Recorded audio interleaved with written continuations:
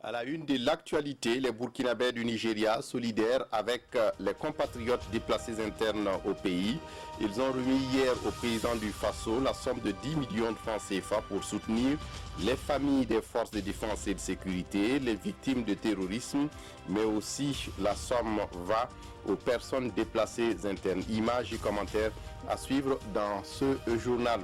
Et dans ce journal, l'opposition guinéenne crie au coup d'État constitutionnel après l'annonce par le président Alpha Condé d'un nouveau projet de constitution et qui prépare également sa riposte, soupçonnant Alpha Condé de vouloir briguer un troisième mandat.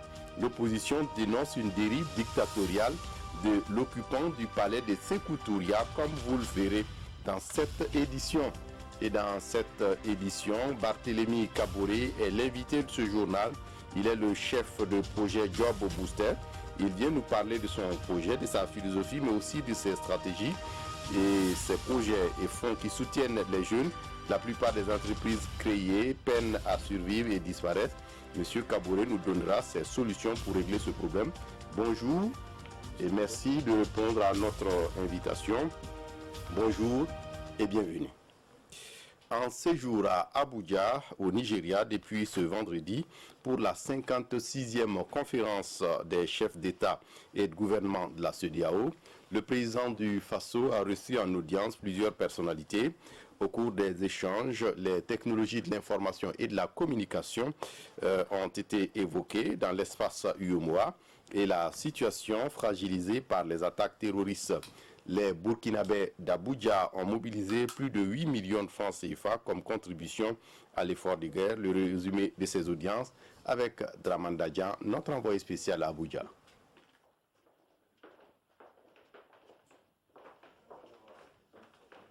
La communauté burkinabé vivant à Abuja frappe à la porte du président du Faso avec des mots d'encouragement, mais aussi de l'argent liquide.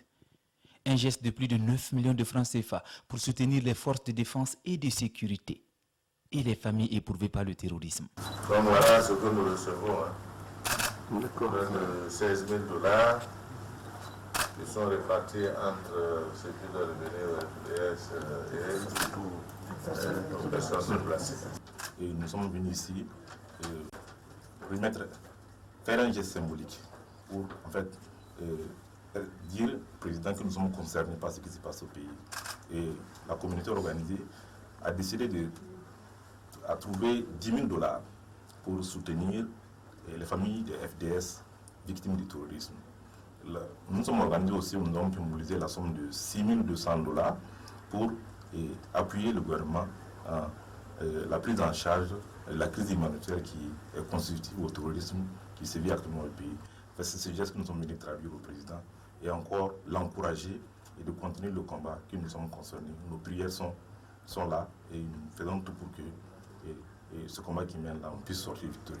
Tiena Koulibaly, nouvellement nommé par le président de la communauté économique des États de l'Afrique de l'Ouest pour le compte du Burkina, réitère ici l'engagement de la CEDEAO aux côtés de ses membres pour vaincre le terrorisme.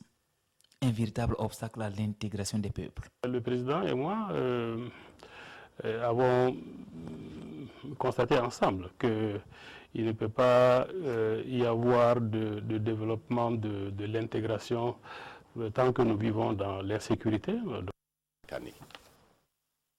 Le Conseil international consultatif du cajou prône l'unité des producteurs africains face à la concurrence déloyale dans la filière anacarde. C'est le message principal que la délégation du CCIC vient livrer au Premier ministre. Réunis à Ouagadougou pour se concerter, les 11 pays africains membres du Conseil international consultatif sur les cajous veulent le soutien des plus hautes autorités sur cette question. L'anacarde fait face à des spéculations, à beaucoup de spéculations. Et en fait, nous avons comme acheteurs et comme consommateurs des grands pays comme la Chine, le Vietnam. Et en producteur également, on a l'Inde et qui lui met à l'entrée de l'Inde des conditions très prohibitives donc pour un peu arrêter l'exportation. Alors, toute seule, le Bénin ne peut rien faire. La Côte d'Ivoire tout seul ne peut rien faire, donc nous avons décidé d'être ensemble pour pouvoir lutter et surtout promouvoir, nous, cette filière qui fait partie des 5 premiers produits que nous exportons. Au cours de cette audience, le Premier ministre burkinabé a rassuré la délégation du soutien du Burkina Faso au Conseil international consultatif du cajou. À noter qu'à l'issue des travaux de Ouagadougou, le CCIC sera désormais dirigé par un secrétaire exécutif. Par ailleurs, le Burkina Faso prend la tête de la présidence tournante et son siège est confirmé en Côte d'Ivoire. En politique, le Parti socialiste burkina annonce son affiliation à la majorité présidentielle. Les responsables du parti expliquent cette prise de position par la nécessité de s'unir pour lutter contre le terrorisme. Le parti existe dans le landerneau de la politique burkinabé depuis seulement 2 ans. Oumar Zombré. Le Parti socialiste du Burkina dit oui à l'alliance des partis de la majorité présidentielle APMP. Annonce faite ici par le président du PS Burkina, Aboubacar Balima. Pour le Parti socialiste, désormais affilié à l'APMP, l'urgence commande l'union des forces de tous bords dans la lutte contre le terrorisme. Il existe un moment dans la vie de tout politicien où les querelles partisanes doivent céder le pas à l'union sacrée. L'objectif du PS Burkina est ainsi d'œuvrer auprès du président du Faso afin de permettre de favoriser la paix, la prospérité et le progrès. Créé en novembre 2017, après 2 ans de vie en solitaire, le PS rejoint donc la mouvance présidentielle avec le MPP en tête. D'ailleurs, les 2 partis sont d'obédience de la social-démocratie. Le PS Burkina de la mouvance compte bien présenter des candidats aux élections en 2020, mais pas à la présidentielle. Je ne suis pas candidat en 2020 à l'élection présidentielle. Mais aux élections législatives, nous allons présenter des camarades aux élections législatives.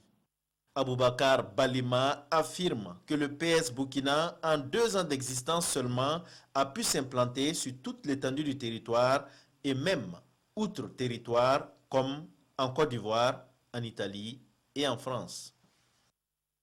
À la faveur de la COP 25 qui s'est achevée la semaine dernière en Espagne, le ministre de l'Environnement et des parlementaires burkinabés présents en Espagne ont échangé avec des Burkinabés d'Espagne. Une occasion pour évoquer les préoccupations de ses compatriotes et les rassurer sur la situation sécuritaire au pays. Mounira Kéré. Hommage aux martyrs tombés sur le champ d'honneur et la délégation burkinabé à Madrid avec à sa tête le ministre en charge de l'environnement et des parlementaires communés avec les Burkinabés vivant en Espagne. Nous venons d'avoir une rencontre avec les Burkinabés vivant en Espagne, non seulement pour leur présenter la situation du Burkina Faso, surtout leur rappeler l'appel du président du Faso à une unité nationale pour la défense des intérêts du Burkina Faso. Ensuite également, nous savons que nous allons en 2020. Nous avons également échangé avec la communauté les préoccupations pour la participation de la diaspora aux élections de 2020. Plus de 4000 Burkinabés résident en Espagne. Pouvoir voter en 2020 est un sujet qui leur tient à cœur. Mais en attendant, ils sont préoccupés par la situation sécuritaire au pays. Nous avons des nouvelles que nous voyons dans les sites sur le Burkina et sur le terrorisme, l'instabilité que nous avons au pays. Avec la présence du ministre, il nous a éclaircis, il nous a tranquillisés et vraiment leur présence, ça nous a fait du bien. Le Burkina est vraiment dans nos cœurs ici. On fait beaucoup de choses pour le Burkina, ça ne se voit pas, mais vous voyez déjà que c'est un consulat honoraire, donc c'est à titre honorifique que nous faisons tout ça, il n'y a aucun salarié, mais le consulat fonctionne depuis très longtemps. Et je pense qu'on est, sans vouloir me vanter, c'est l'un des consulats honoraires qui fonctionne le mieux en Espagne. Un travail abattu dans l'intérêt des compatriotes d'Espagne. Et ce sont plus de 4000 Burkinabés qui espèrent que le gouvernement prendra des mesures afin de faciliter l'accès à leurs papiers d'identité. Le Conseil national de lutte contre la pratique de l'excision vient de tenir ce 20 décembre à Ouagadougou sa deuxième assemblée statutaire, une occasion de bilan et de revue des résultats engagés. À l'issue du conclave, on aura compris qu'il faudra allier sensibilisation et répression pour venir à bout du phénomène. Mais un accent particulier doit être mis sur les renforcements de la répression, car des poches de résistance existent malgré les efforts fournis. Le Conseil entend également réaliser une étude anthropologique pour bien cerner les vrais mobiles de cette résistance. Mounira Kéré. Des poches de résistance sont toujours constatées dans la pratique de l'excision, mais des actions fortes sont menées et les résultats sont encourageants. C'est la substance des propos recueillis à cette session. Il s'agit de l'Assemblée générale du Conseil national de lutte contre la pratique de l'excision, le lieu pour les membres de faire le point des acquis et se projeter dans l'avenir. Tout le monde est engagé et tous les acteurs mettent le paquet pour éliminer cette pratique néfaste. Et je suis sûr que nous aurons de très bons résultats. Nous en avons déjà de bons résultats, mais nous voulons encore faire mieux. Tolérance zéro aux mutilations génitales féminines dans un proche avenir, c'est le résultat escompté.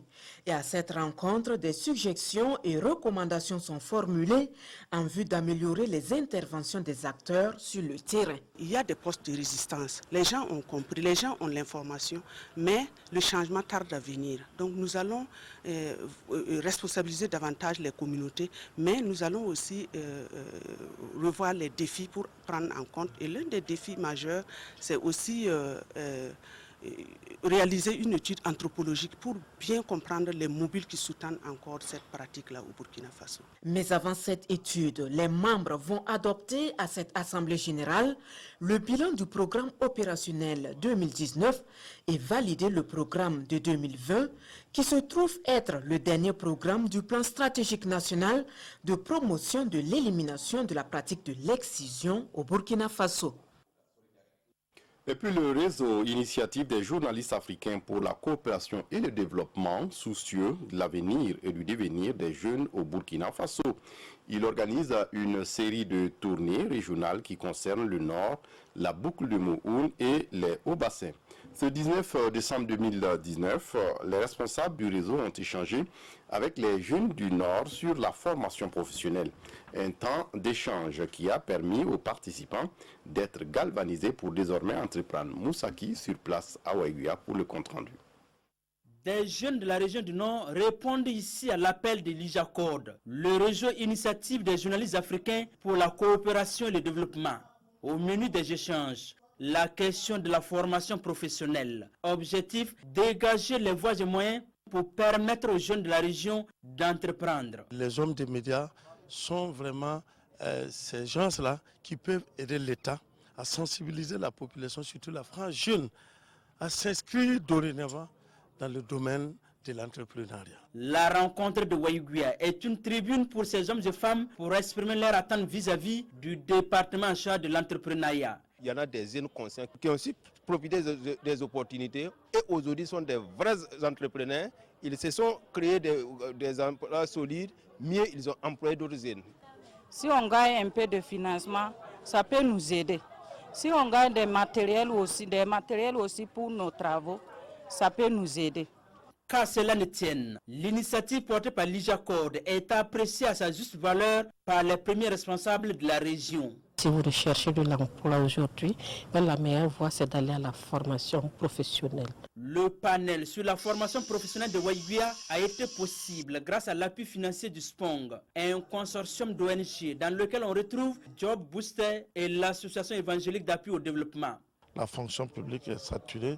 Il faut permettre à cette jeunesse-là de s'auto-employer, de créer. Donc on ne peut pas créer, on ne peut pas s'auto-employer tant qu'on n'est pas formé. Pour la direction régionale en charge de la jeunesse du Nord, l'occasion est belle pour énumérer les opportunités que le gouvernement burkinabé offre aux jeunes à travers des formations et des financements. Rien qu'au cours de cette année, plus de 385 jeunes qui ont bénéficié des financements à travers le ministère en charge de la jeunesse dans le cadre du programme PJDC, programme d'appui à l'emploi des jeunes et au développement des compétences. Et à côté de cela, nous avons eu 718 projets financés. Après Wayuguya, les responsables de l'IJACORD vont se rendre respectivement à Dédougou et à Bobo Dioulasso pour les mêmes échanges avec la jeunesse. Une manière pour eux de contribuer à booster l'employabilité des jeunes au Burkina Faso. Justement, Job Booster qui est partie prenante de cette initiative. Nous avons ici comme invité son premier responsable, le chef de projet, M. Barthélémy Kaboré. Bonjour M. Kaboré. Bonjour M. Kindo. Merci de venir répondre à nos questions. On l'a vu dans le nord du Burkina, l'IJACORD qui entreprend une tournée de sensibilisation des jeunes, mais on a comme l'impression que le choix de Wayuguya n'est pas fortuit. Oui, le choix de Wayuguya n'est pas fortuit parce que Job Booster intervient dans 3 régions du Burkina Faso, les Hauts-Bassins, la boucle de Mouhoun et la région du Nord. Et contrairement à ce que pensent les uns et les autres, dans toute région, il y a des opportunités qu'il faut savoir saisir et les exploiter pour créer de l'emploi. Oui, et on le voit, si pour les jeunes hommes, le problème ne se pose pas, peut-être pour les jeunes filles, il y a toujours un chemin à faire. Vous me permettez en même temps de faire un bref historique de ce que c'est que Job Booster. Et je répondrai également à votre question. Alors, Job Booster est une initiative de 4 ONG amis. Vous avez le secrétariat permanent des ONG qui est le SPON, l'ONG Credo, et AYAD qui intervient beaucoup plus dans la région de Wayuguya. Et le dernier, c'est l'ONG néerlandaise Wadendar. Wadendar est une ONG qui intervient au Burkina depuis plus de 25 ans à travers la construction des centres de formation technique et professionnelle. Ces 4 ONG ont constaté à un moment donné qu'ils forment des jeunes dans le secteur de l'enseignement technique et professionnel, mais qui sont aussi confrontés à un problème de chômage. L'idée a été de mieux réfléchir pour trouver les meilleures voies possibles pour que ces jeunes puissent accéder à un emploi décent. Le secrétariat permanent des ONG, le SPON, a en son sein un groupe thématique en charge de la formation technique et professionnelle, qui a pu réfléchir et nous avons abouti à ce point suivant. Il faut que nous partons du besoin du secteur privé pour pouvoir créer de l'emploi pour les jeunes. Et pour cela, au moment du lancement de Job Booster, nous avons mené une étude de base qui nous a permis de comprendre qu'effectivement il y a des besoins au niveau du secteur privé, mais ce secteur privé même n'était pas à même de pouvoir commencer à engager, à embaucher ces jeunes-là. Si vous prenez le cas de Job Booster, il nous est assigné 4 grands chantiers. Le premier est celui en lien avec un plaidoyer pour favoriser l'employabilité des jeunes. Le second, il s'agit d'investir dans 41 centres de formation technique et professionnelle pour les permettre d'être en situation de pouvoir mieux former nos jeunes. Le troisième, sur 4 années, nous devons former 20 000 jeunes et comme nos fonds proviennent des pays nordiques, nous devons former 50% des jeunes filles et 50% des jeunes garçons et à peu près 10% des personnes les plus défavorisées. Alors, à l'entente de Job Booster depuis janvier 2018, nous avons été effectivement, comme vous le dites, confrontés à cette problématique d'accéder aux jeunes filles pour les faire former et les insérer afin qu'ils accèdent à un emploi décent. C'est ce qui nous a amené d'ailleurs, et cela est toujours en cours, de prendre langue avec le ministère en charge de la femme dans notre pays. Grâce à ce ministère-là, nous avons eu une collaboration avec la Sotraco, où il était absolument nécessaire que des jeunes femmes puissent être formées et être conductrices de bus. Et nous avons fait plusieurs communiqués, nous n'avons pas eu de jeunes femmes intéressées. C'est grâce à cette collaboration avec le ministère en charge de la femme que quelques jeunes quand même ont pu être formés et sont placés actuellement au niveau de la Sotraco et ont commencé à travailler. Oui, et M. Kaboré, on le voit souvent aussi, très souvent des projets et des fonds soutiennent les jeunes pour la création d'entreprises, mais la plupart de ces entreprises à peine créées meurent ou peinent à survivre. Comment on peut expliquer cela? Et est-ce qu'on peut, est-ce que c'est peut-être congénital? Comment on peut l'expliquer et quelles solutions on peut avoir? Merci. Ça, c'est un constat que nous tous nous voyons depuis un certain temps. Nous créons les entreprises pour qu'elles meurent dans les plus brefs délais. Alors, nous pensons qu'il faut mieux mûrir la situation et nous assurer que ceux qu'on a pu créer des entreprises ont eux-mêmes été suffisamment bien formés et sont porteurs de leur projet. Ça, c'est la première étape. En seconde étape, ce que nous voyons le plus souvent, c'est que on a accordé plus de points à la création de l'entreprise, c'est-à-dire disposer d'un registre de commerce, d'une immatriculation au niveau de la CNSS, et ça s'arrête là. Pour entreprendre, il faut une démarche, il faut une stratégie, il faut savoir qu'est-ce qu'on veut faire, avec quel marché, comment je conquiers ce marché. Un plan d'affaires, comme vous le dites, je développais pour y arriver là, merci pour le mot que vous m'avez dit. Et ce plan d'affaires doit être financé. Généralement, vous avez quelques appuis qui ne sont pas suffisants. J'ai un projet de 10 millions, on me donne 500 000, je ne le refuserai pas. Mais il y a de fortes chances que je n'arrive pas véritablement à faire mon projet et l'échec est là à un certain moment donné. Donc, aider à écrire un plan d'affaires passe par des spécialistes qui peuvent le faire. La suite également, un plan d'affaires financé, vous devez avoir à vos côtés des spécialistes pour vous conseiller à tout moment. Ne serait-ce qu'avec vos bilans, vous démontrez combien vous performez dans certains domaines et comment aussi vous êtes en difficulté dans d'autres et comment vous pouvez mieux faire pour mieux exploiter votre marché. Et ceci manquant, vous verrez que généralement on crée une entreprise les mains vides et on se bat. On a du mal même à fonctionner. Les premiers salaires, vous ne pouvez pas les payer à un moment donné et l'entreprise meurt de sa belle mort.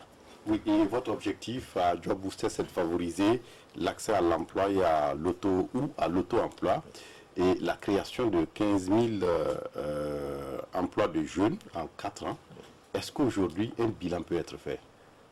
Oui, nous sommes heureux de vous annoncer que nous sommes en avance par rapport à nos objectifs. En 2018 déjà, c'était le démarrage, il fallait mieux cerner le contexte. Nous avons pu former à la limite autour de 2000 personnes. Cette année, grâce à une coopération étroite avec trois partenaires qui sont l'Agence nationale d'énergie renouvelable et de l'efficacité énergétique ANERE, nous avons formé 5000 jeunes sur l'ensemble du territoire national. Nous avons l'ONG Credo avec laquelle aussi nous avons une belle coopération. Avec eux, dans les hauts bassins et la boucle de Mou, nous serons autour de 2000 jeunes formés.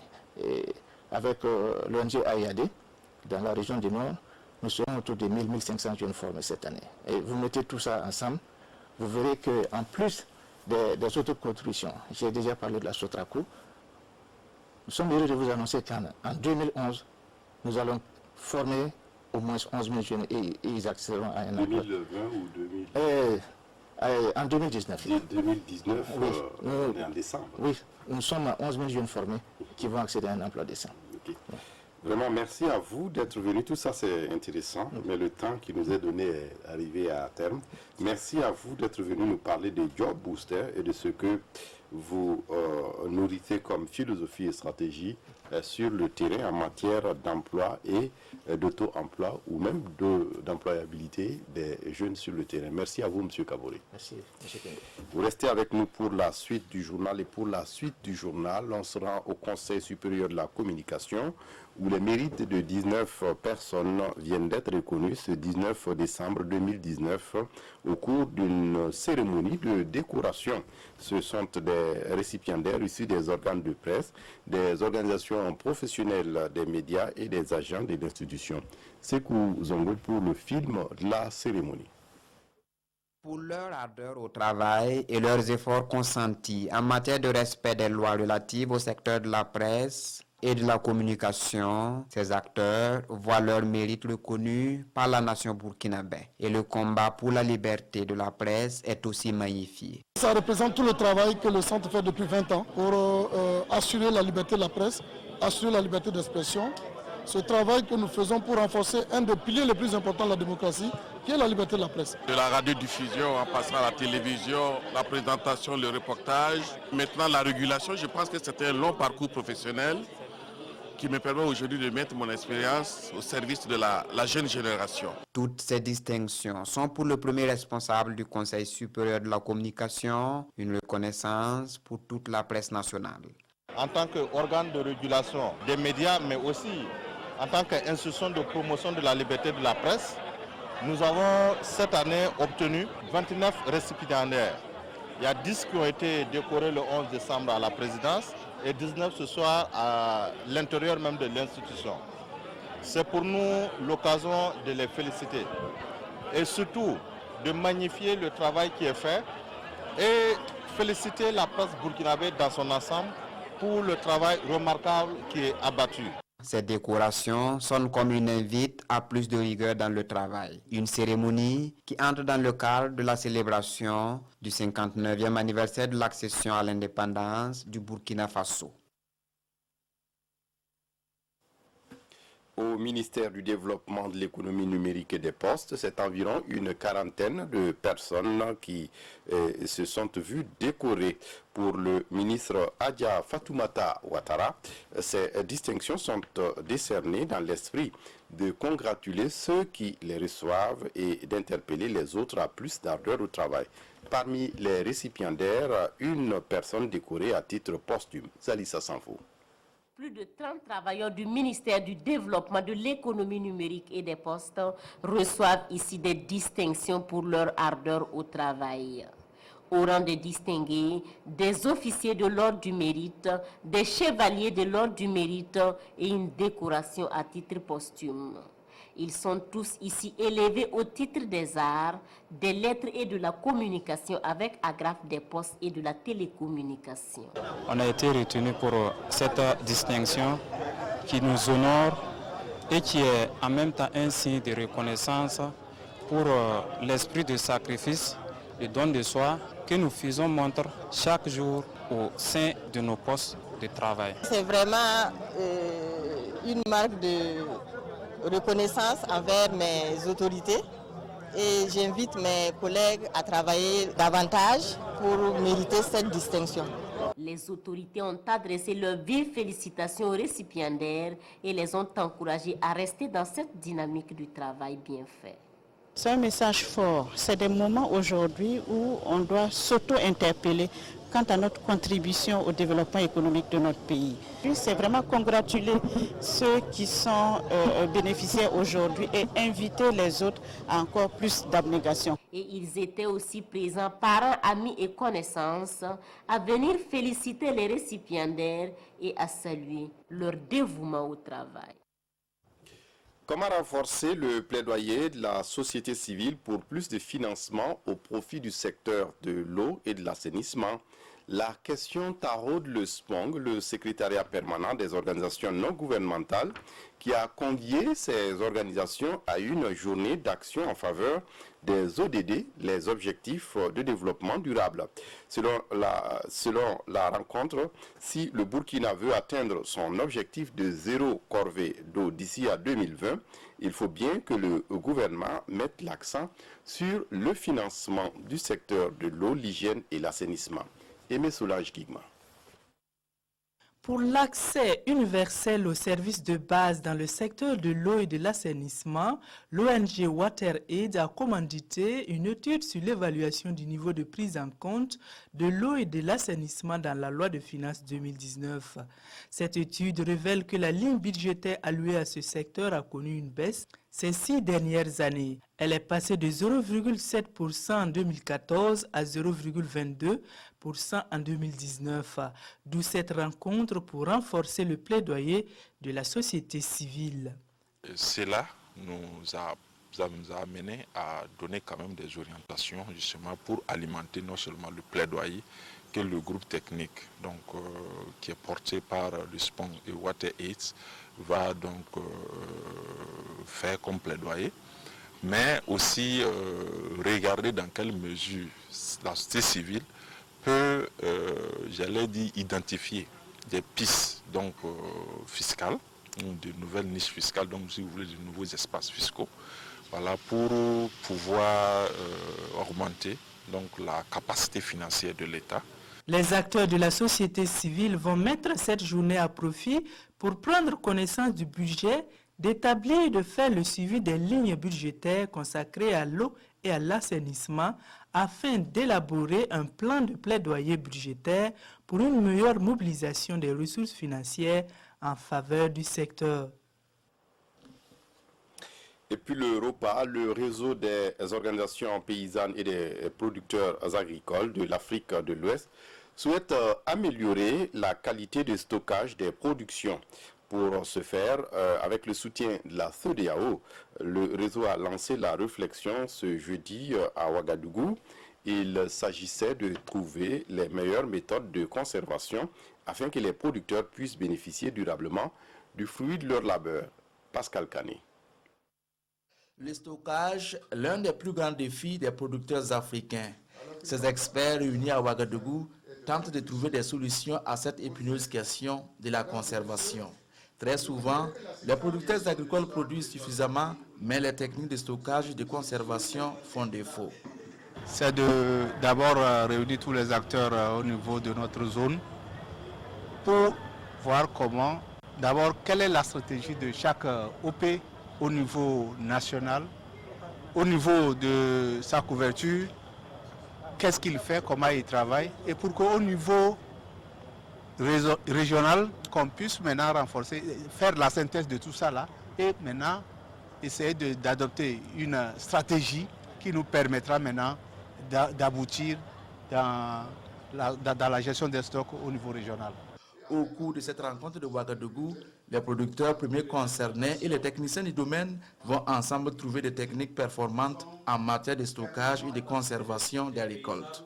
Des techniques qui seront vulgarisées dans les communes de tous les pays membres du réseau avec pour objectif de promouvoir le stockage de proximité.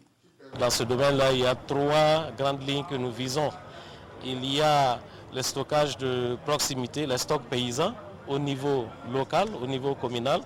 Vous avez également au niveau national le stockage au niveau national et enfin vous avez la réserve régionale au niveau de la CEDEAO. Les résultats de la rencontre de Ouagadougou devront aboutir à la mise en œuvre d'un projet sur le stockage des récoltes dans les pays membres du ROPA. Un projet de 8 mois pour promouvoir le stockage de proximité et de qualité. Je vous le disais en titre, à l'étranger, l'opposition guinéenne crie au coup d'État constitutionnel après l'annonce par le président Alpha Condé d'un projet de nouvelle constitution. L'opposition soupçonne le président Alpha Condé de vouloir briguer un 3e mandat. Réuni en urgence, le Front national de défense de la Constitution prépare sa riposte. Déjà une marche dite pacifique est prévue pour le 26 décembre prochain. Un coup d'État, voilà comment l'opposition guinéenne qualifie le projet de nouvelle constitution annoncé jeudi par Alpha Condé.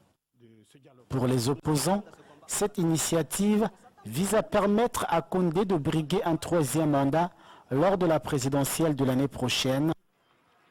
Le pouvoir de son côté met en avant des lacunes et incohérences du texte actuel. L'idée d'une nouvelle candidature de l'actuel locataire du palais des Sékou Touréa est déjà à l'origine des manifestations hebdomadaires organisées par ses adversaires, des protestations qui ont fait au moins 20 morts. La constitution guinéenne limite à 2 le nombre de mandats présidentiels. On s'arrête là pour ce journal. Merci de votre attention. Très bonne suite de programme sur la RTB. Au revoir.